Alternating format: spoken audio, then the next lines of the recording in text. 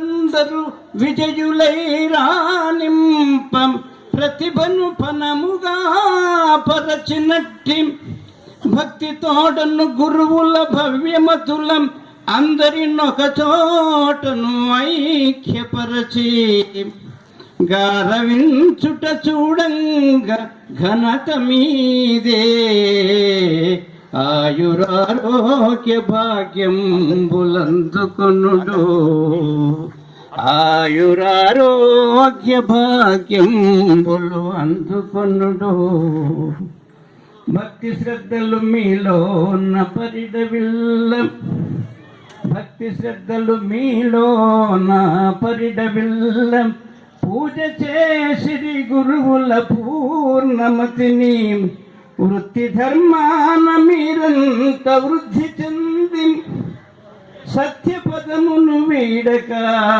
సాగిపుండు పొంగి గగనమునంటగా పూనుకొనక కృంగి పాతాళలోకాన కూలబడక ఆత్మ సంయమమును కలిగి అలరి మీరు దైవ మార్గము వదలక తరలిపుండు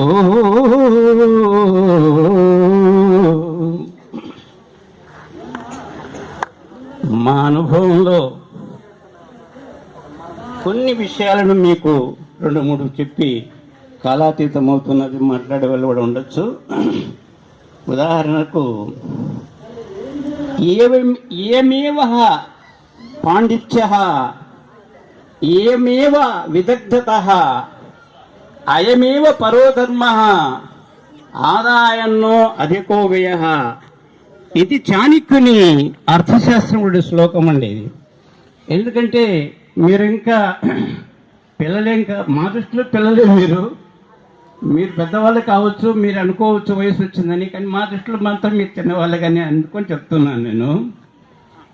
ఎవడు మేధావి అంటే ఏమేవ పాండిత్య, ఎవనికి ప్రతిభా ఉత్పత్తులు ఉన్నాయో మేధావితనం ఉందో, ఏమేవ విదగ్ధ, ఎవడు నేర్పరిగా ఉన్నాడో, అయమేవ పరోధర్మ, అటు ఏదైతే ముఖ్య ధర్మంగా ఉందో దాన్ని మీరు తెలుసుకోవాలి అంటే ఆదాయాన్ని మించిన వ్యయాన్ని ఖర్చు పెట్టకూడదు.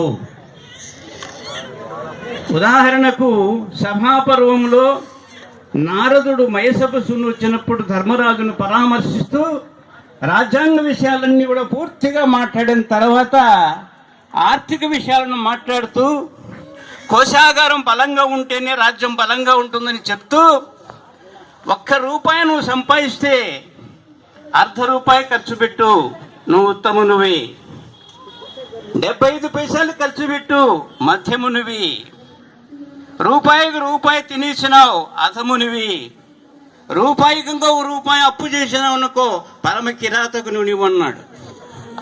జాగ్రత్త. జీవితంలో ఎవడు మేధావి అంటే నాకు వచ్చే ఆదాయాన్ని దృష్టిలో పెట్టుకొని నేను వ్యయం చేయాలి, కానీ ఏదో ఎవరో చేస్తున్నారు, రిలయన్స్ వ్యాపారం చేస్తున్నారు, వాళ్ళు అది చేస్తున్నారు, డబ్బులు సంపాదిస్తున్నారు, మేము సంపాదించాలని చెప్పేసి అప్పులు చేసి, ఈ అప్పుల్లో కూడా మామూలు కదండి, మిండవడ్డీ అంటారు దీన్ని.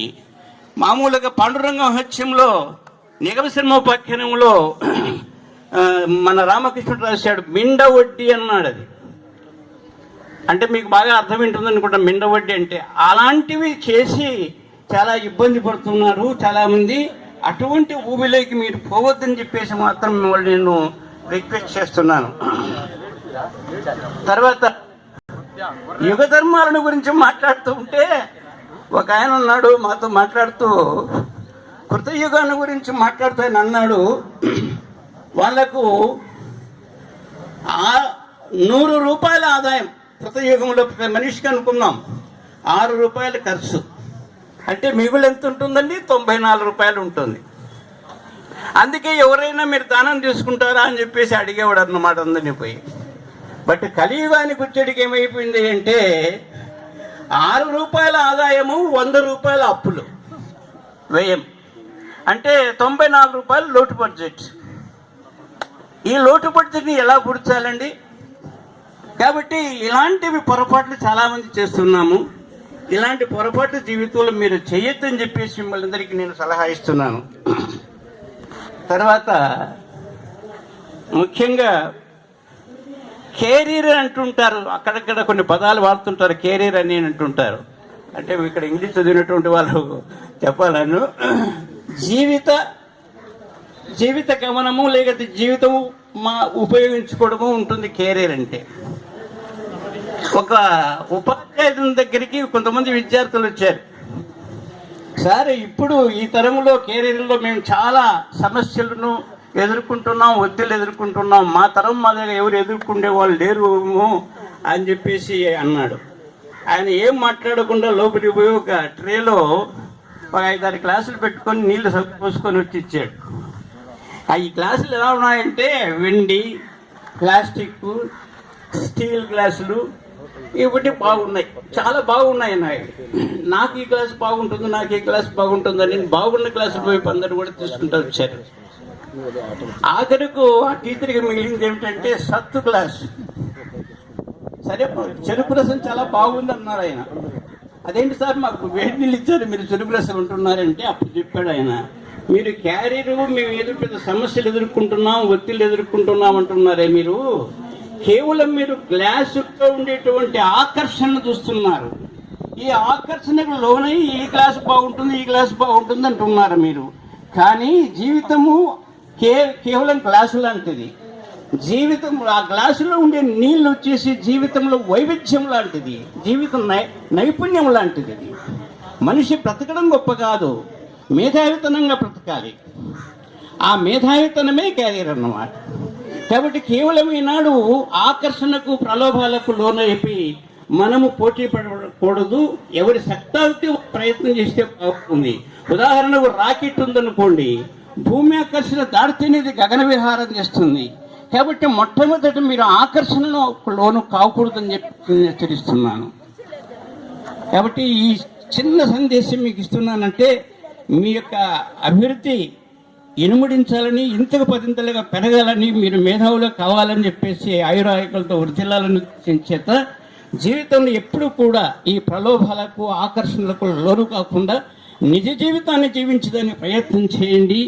జరిగిన తప్పుల గురించి చింతించాల్సిన పని లేదు. ఎక్కడైనా సరైనటువంటి బాటలో కనుక మనం పయనించినట్లయితే తప్పకుండా మీరు ఉన్నతమైన శిఖరాలకు చేరుకోవాలని చెప్పేసి భగవంతుని సదా కోరుకుంటూ నాకు ఈ సదవకాశం ఇచ్చినందుకు మీకు మరొక మారు ఆశీస్సులు అందిస్తూ విరమించుకుంటున్నాను. Thank you sir. సార్ గారు చాలా చక్కగా చెప్పారు. ఈనాటి కార్యక్రమాన్ని ఉద్దేశించి ధర్మరాజు సార్ గారు, రిటైర్డ్ పీఈటీ సార్ మాట్లాడు. ఓం నమో వెంకటేశాయ. వేదిక పైన అలంకరించిన పెద్దలందరికీ కూడా నమస్సుమాంజలు. ఇక్కడ విద్యార్థులు ఉద్యోగం చేస్తూ ఉండొచ్చు రకరకాల వాటిలో, కానీ వాళ్ళందరికీ కూడా మా యొక్క ఆశీస్సులు. కాబట్టి వెంకటేశ్వర స్వామి దయ వల్ల ఈనాడు మకర సంక్రాంతి రోజు మీరు మంచి కార్యక్రమాన్ని నిర్ణయం తీసుకున్నారనమాట. చాలా గొప్పవాళ్ళు మీరు. ఎందుకంటే ఇంతమందిని అందరినీ మళ్ళా పిలిచి మమ్మల్ని అందరినీ కలియక చేశారంటే మీరు గొప్పతనం ఉంది అని మాకు తెలుస్తూ ఉంది.